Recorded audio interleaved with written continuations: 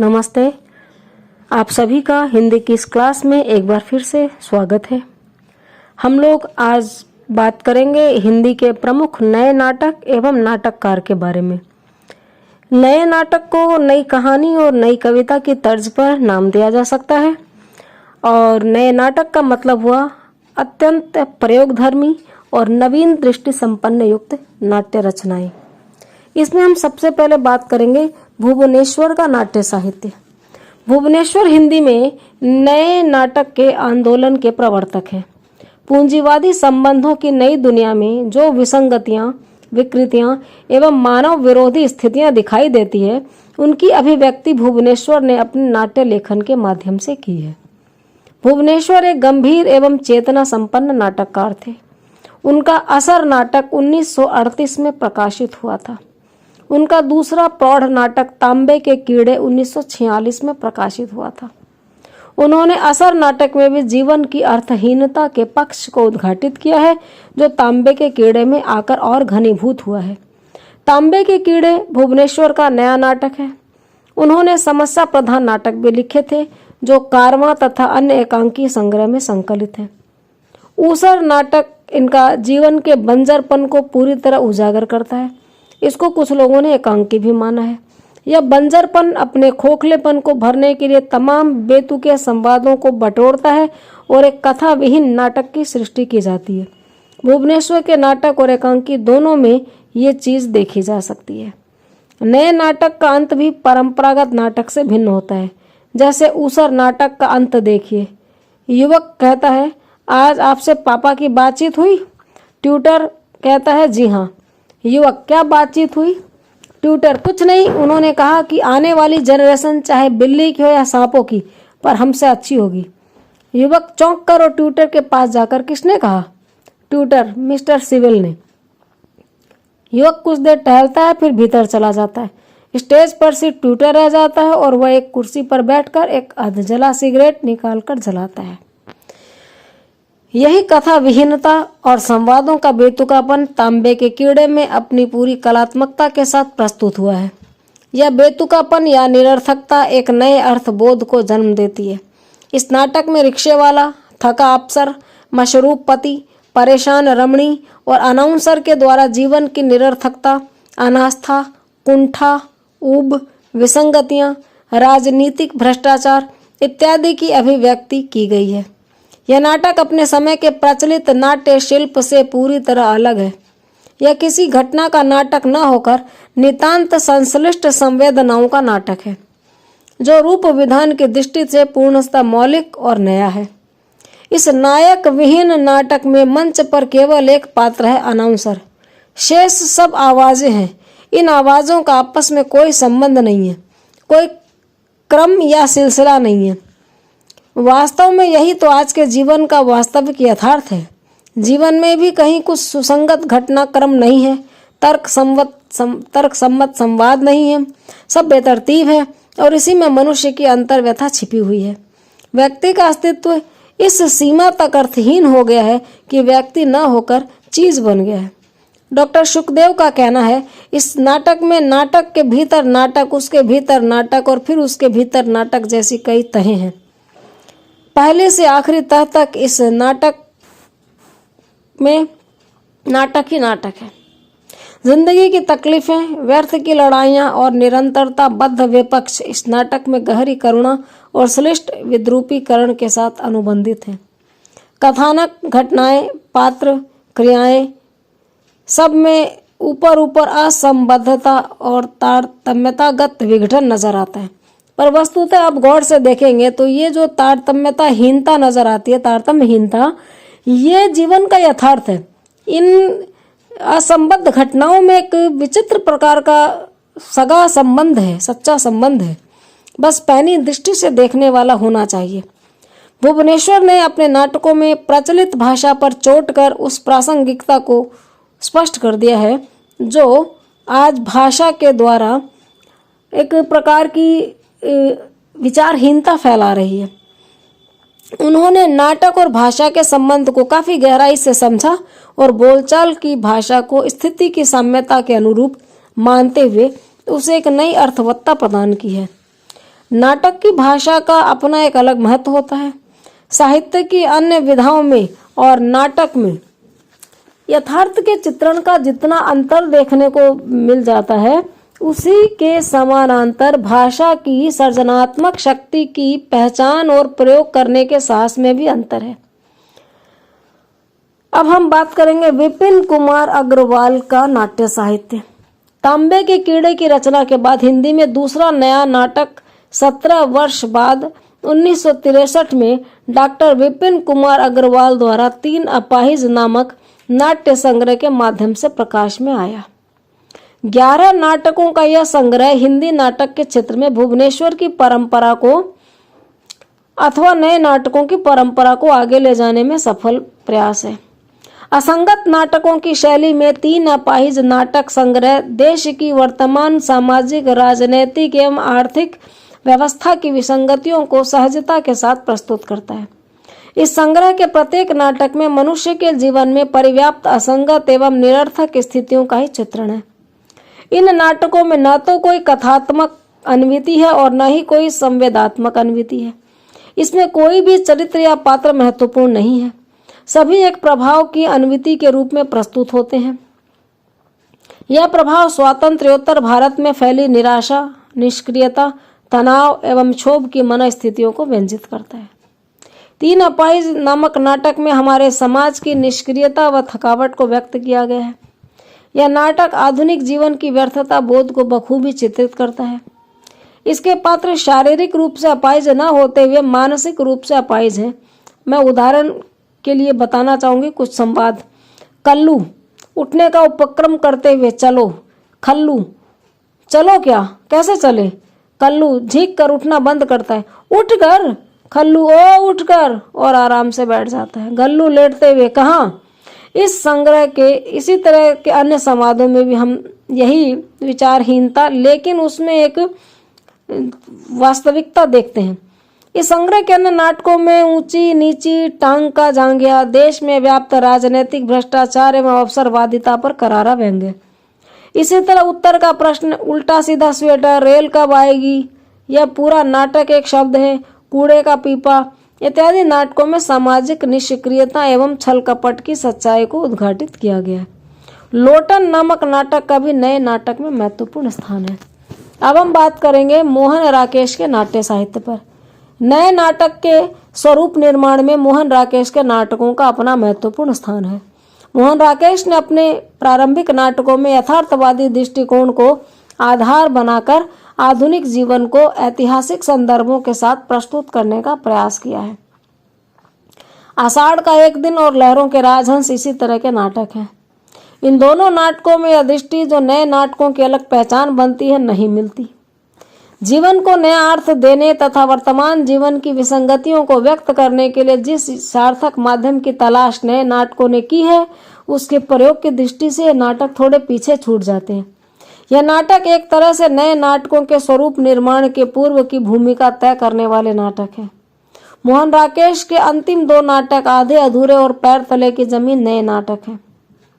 आधे अधूरे जो एक पूर्णकालिक नाटक है, इससे पूर्व के 2 बीज नाटकों शायद और हाँ तथा एक पार्श्व नाटक छतरियां की चर्चा अपेक्षित है, क्योंकि यह नाटक एक तरह से आधे अधूरे और पैर तले की जमीन नाटक के पूर्व प्रयोग हैं जो एकांकी के रूप में रखे जाते हैं। यह नाटक शायद आदि आधुनिक जीवन की समस्याओं से जुड़ने के साथ साथ उनकी विसंगतियों को एक सही अभिव्यक्ति देते हैं। भुवनेश्वर ने जिस दृष्टि और भाषा का विकास कर नए नाटकों को अलग पहचान दी, उसका रूप इन नाटकों में विद्यमान है। शायद जीवन की एक रस्ता का नाटक है।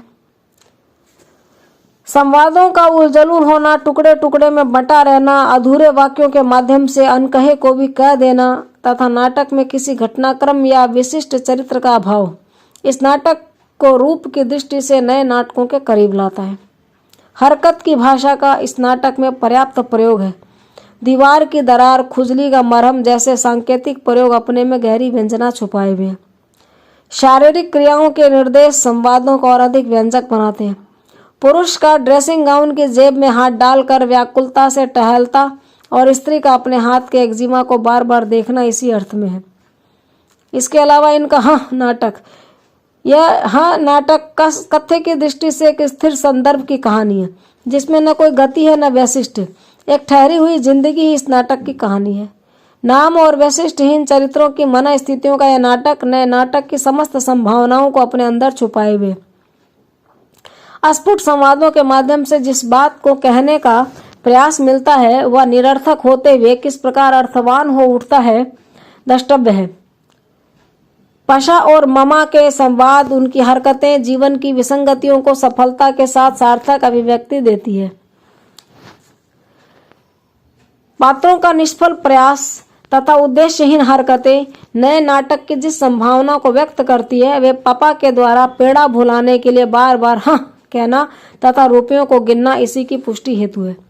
इन दोनों नाटकों की भाषा नए नाटकों की भाषा के अर्थ को चरितार्थ करती है। बोलचाल की भाषा का सर्जनात्मक प्रयोग इन नाटकों की भाषा की प्रमुख विशेषता है। इन दोनों बीज नाटकों के दृश्यबंध संवादों की ध्वन्यात्मकता और अधूरापन तथा प्रतीकों की सांकेतिकता अपने पूर्ण रूप से आधे अधूरे की सृष्टि करती है। आधे अधूरे अपने पूरे प्रभाव में इन नाटकों की अंतर्दृष्टि को समेटे हुए हैं। छत्रियां नाटक जो एकांकी के रूप में पार्श्व नाटक के नाम से संबोधित किया गया है, नए नाटक के क्षेत्र में पूर्णतः नया प्रयोग है। इस नाटक में संवाद का कहीं स्थान नहीं है। गतियों, संकेतों, मुद्राओं, प्रतीकों तथा नेपथ्य की ध्वनियों इत्यादि के द्वारा वर्तमान जीवन की विसंगतियों तथा खोखलेपन और निरर्थकता को व्यक्त करने का प्रयास है। वर्तमान राजनीतिक भ्रष्टता और मनुष्य की यांत्रिक स्थिति का बड़ा ही सजीव चित्र इस नाटक में प्रस्तुत हुआ है। हिंदी नाटक के क्षेत्र में यह सर्वथा मौलिक प्रयोग तथा प्रयास है। यह आज के आम आदमी के जीवन की अभिव्यक्ति है, क्योंकि आम आदमी आज सचमुच में यंत्रवत हो गया है। वह गूंगा है, निरुद्देश्य और सक्रिय है। भारी मशीन को धकेलती आवाज के साथ नाटक का प्रारंभ तथा कुछ व्यक्तियों का पेंच की तरह घूमना मनुष्य के यंत्रवत स्वरूप को प्रस्तुत करता है। प्रजातांत्रिक चुनाव शब्द के मंच पर आने पर आदमी का सबसे बड़ी छतरी को तोड़ने का प्रयास, उसके विरोध में नेपथ्य से आने वाली क्रमशः गोलियों, गालियों और पैरों की आवाज तथा अंततः छतरी द्वारा आदमी पर सजीव एवं अर्थवान प्रस्तुतिकरण है। इसी प्रकार अनेक गतियों और ध्वनियों से जो प्रभाव बनता है वह एक नया प्रयोग तो है ही साथ जीवन की विसंगतियों को अभिव्यक्ति देने का एक नया प्रयास भी। इस नाटक का भरत वाक्य, जिसका एक एक शब्द सचेत व्यक्ति का प्रश्न हो सकता है, आज के जीवन की अर्थहीनता और अस्तित्वहीनता का ही भान कराता है। भाषा नहीं, शब्द नहीं, भाव नहीं, कुछ नहीं। जीवन को छलता हुआ जीवन से छला गया। कैसे जीऊं, कब तक जीऊं, अनायास उगे कुकुर मुत्ते सा। ये शब्द आधुनिक जीवन को सही अर्थ देते हैं। इसकी इसी अर्थवत्ता की परख करते हुए नेमीचंद जैन का मानना है यह नाटक व्यक्ति की अपनी खोज और अस्मिता की पहचान है। इसके बाद इनका बहुत महत्वपूर्ण नाटक है आधे अधूरे। आधे अधूरे नाटक में आधुनिक जीवन की विसंगति पूर्ण स्थितियों के बीच फंसे एक परिवार के रोजमर्रा की जिंदगी का चित्रण है। यह नाटक मनुष्य के संबंधों के सतहीन खोखलेपन तथा आदर्श और अनास्था के बीच लड़खड़ाते जीवन मूल्यों का सजीव प्रस्तुतिकरण है। इस नाटक में भी किसी प्रकार का कोई घटनाक्रम या कथानक नहीं है। स्थितियों की विसंगति से उत्पन्न अंतर्द्वंद्वों की अभिव्यक्ति है। नाटक की शुरुआत एक काले कोट वाले आदर्श से होती है जो संज्ञा विहीन है। वह अपने को सड़क पर टकराने वाला आदमी कहता है। नाटक के सभी पात्र किसी न किसी स्थिति या मन स्थिति के साथ जोड़कर अपने को प्रस्तुत करते हैं। अशोक को युवा पीढ़ी के आक्रोश, उग्रता, अनास्था, विशेषकर मूल्यों के प्रति, बेरोजगारी की बेचैनी आदि के प्रतीक रूप में प्रयुक्त किया जाता है। इसी प्रकार प्रत्येक पात्र प्रतीक की परिधि में आता है। प्रतीकों का यह सार्थक प्रयोग नए नाटक की मुख्य विशेषता है। आधे अधूरे के ये प्रतीक सिर्फ संवाद और पात्र ही नहीं होते, बल्कि हरकतों को पूरे संदर्भ से जोड़कर प्रतीकात्मक अर्थ देने का भी प्रयास करते हैं। नाटक के संवेदित स्थानों पर अशोक के विद्रोही मन की अभिव्यक्ति कैंची की चकचक ध्वनि से की जाती है, जो व्यक्ति के चुकने और जीवन मूल्यों के टूटने तथा कहीं सब प्रयास नष्ट किए जाने की बात कहता है। आधे अधूरे की भाषा ने नए नाटक की भाषा शक्ति को संपन्न बनाने में महत्वपूर्ण योगदान दिया है। मोहन राकेश एक प्रयोगशील भाषा के सर्जक के रूप में प्रतिष्ठित किए जाते हैं। नए नाटक ने जिस भाषा की तलाश एक सार्थक माध्यम के रूप में शुरू की थी, वह आधे अधूरे में एक स्वरूप प्राप्त करती है। वैसे इस नाटक में संवाद अपेक्षाकृत संयोजित रूप में प्राप्त होते हैं, जो नए नाटकों के चरित्र से अलग बात है। लेकिन भाषा का तीखापन उसकी सृजनात्मक क्षमता की ही देन है। बोलचाल की भाषा की अर्थ क्षमता को मोहन राकेश ने काफी गहराई के साथ पहचाना है। आधे अधूरे की भाषा सृजनात्मक क्षमता और बिंबों से परिपूर्ण भाषा है। आषाढ़ का एक दिन, यह इनका बहुत महत्वपूर्ण नाटक है। आधे अधूरे से पूर्व मोहन राकेश के आषाढ़ का एक दिन और लहरों के राजहंस नाटक प्रकाशित हुए। मोहन राकेश का आषाढ़ का एक दिन 1958 में कालिदास के जीवन पर आधारित किंतु ऐतिहासिक तत्व से न्यून नाटक है। मैं अपनी बात कहूँ तो अब तक की पढ़ी मेरी रचनाओं में मेरा सबसे पसंदीदा नाटक है ये। इसमें साहित्य गुण और काव्य तत्व है। नाटक में कालिदास और मल्लिका के प्रेम का उदात्त और काल्पनिक चित्र प्रस्तुत किया गया है। कालिदास और मल्लिका एक गांव में रहते हैं। कालिदास की रचनाओं की ख्याति राज दरबार से राजकवि बनने तक का निमंत्रण आता है, जिसे मल्लिका के दबाव में कालिदास स्वीकार करते हैं। फिर वे कश्मीर के शासक बनकर भेजे जाते हैं। शासन कार्य में रुचि न होने के कारण वे गांव वापस आते हैं। मल्लिका तब तक विवाहोपरांत संतानवती हो गई है। कालिदास और मल्लिका का अंत करुण है। इस नाटक के बारे में इतना ही कहूंगी कि जितनी बार इस नाटक को पढ़ा है उतनी बार फूट फूट कर रोई हूँ। पता नहीं इस नाटक में विषाद का ऐसा कौन सा गाढ़ा रंग है जो आत्मा को बिल्कुल पूरी तरह ढक लेता है। नाटककार ने नायक का चरित्र युग के रचनाकार के प्रतीक के रूप में लिया है। लेखक का कथन देखते हैं। नाटक में वह प्रतीक उस अंतर्द्वंद को संकेतित करने के लिए है जो किसी भी काल में सृजनशील प्रतिभा को आंदोलित करता है। हर काल में बहुतों को उनमें से गुजरना पड़ता है। हम भी आज उसमें से गुजर रहे हैं।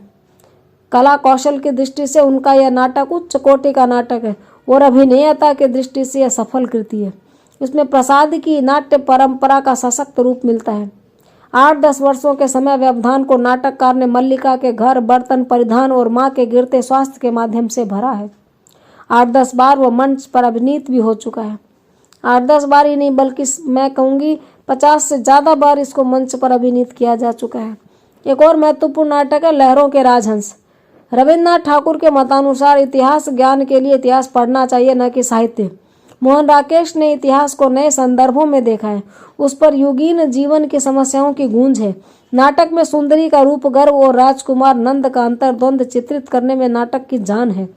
आज के युवा साहित्यकार की भांति नंद भी एक स्थान पर कहता है, मैं चौराहे पर खड़ा एक नंगा व्यक्ति हूँ जिससे सभी दिशाएं लील लेना चाहती है और अपने को ढांकने के लिए उसके पास कोई आवरण नहीं है।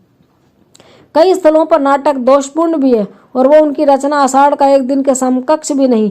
तो भी पिछले 25 वर्षों में रचित नाट्य साहित्य में 25 नहीं बल्कि मैं कहूँगी कि पिछले इस नाटक के बाद सैकड़ों नाटक लिखे जा चुके हैं, लेकिन इसके तरह का इस नाटक के बाद में दूसरा नाटक फिलहाल नहीं आया है। इसका अत्यंत आदरणपूर्ण स्थान है। इसमें काव्य तत्व, उद्देश्य, कथोपकथन, द्वंद्व चित्रण इत्यादि दृष्टि से दर्शनीय चीजें हैं। कथाकार होते हुए भी नाटककार मोहन राकेश ने अच्छी ख्याति प्राप्त की। नाटक ने मल्लिका के रूप में एक सुंदर नारी पात्र दिया है। पैर तले की जमीन। पैर तले की जमीन नेपथ्य की ध्वनियों के आधार पर रंगमंच को एक नया अर्थ व नया प्रयोग देने का प्रयास है। क्षत्रिय नाटक संवाद विहीन नाटक है। वह पूरा नाटक केवल नेपथ्य की ध्वनियों के आधार पर चलता है और वर्तमान युग की विसंगतियों को सफलता के साथ व्यक्त करता है। परंतु इस नाटक पैर तले की जमीन में शब्द और नेपथ्य की ध्वनियों को संयोजित कर अभिव्यक्ति की गई है।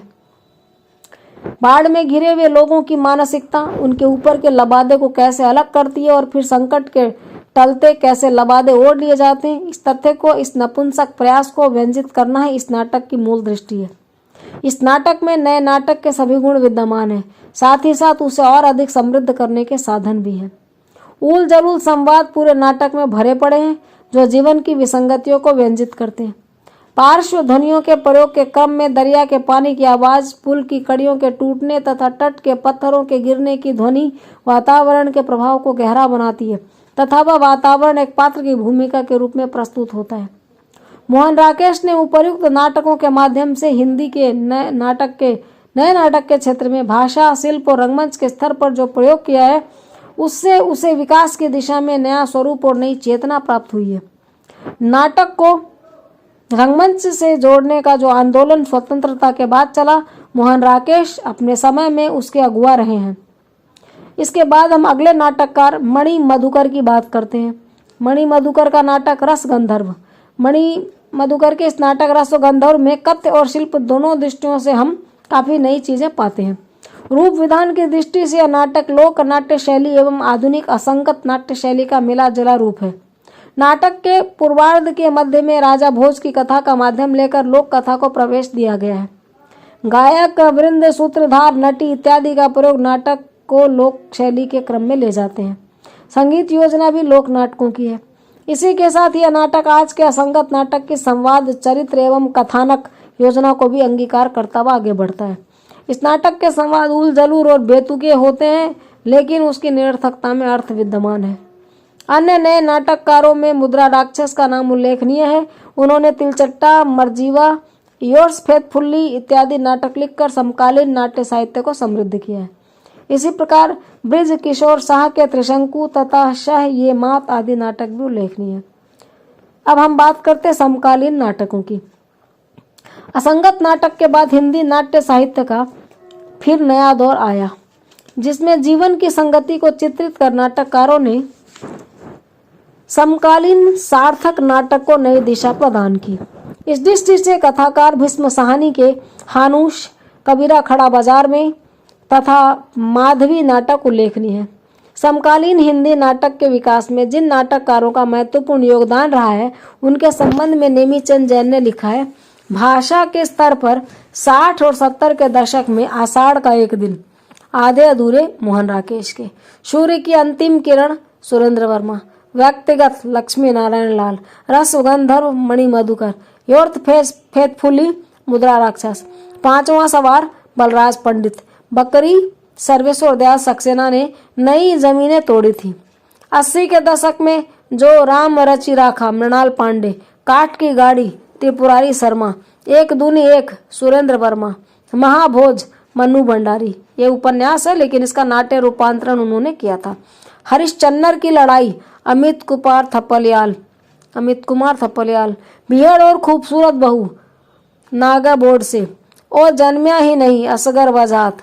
अंततः विवेकानंद ने इस काम को और आगे बढ़ाया है।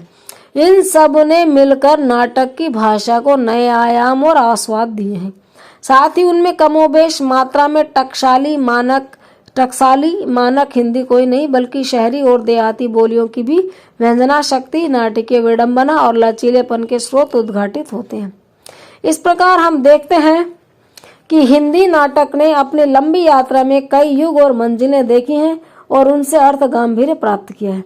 यद्यपि आज भी रंगमंच की दृष्टि से हिंदी नाटक को बहुत संपन्न एवं विकसित नाटक नहीं कहा जा सकता, तथापि हमारी सांस्कृतिक परिस्थितियों एवं आवश्यकताओं के अनुसार नाटक का जितना विकास संभव था उतना विकास हुआ है। हमारा नाटककार और निर्देशक ऐसे नाट्य रूपों की तलाश में है जो हिंदी के ऐसे नए दर्शकों का निर्माण कर सके, जो नाटक को विकसित करने का वातावरण तैयार करने में अपना योगदान दे सके। आज इतना ही, मिलते हैं अगले टॉपिक के साथ, तब तक अपना ख्याल रखें।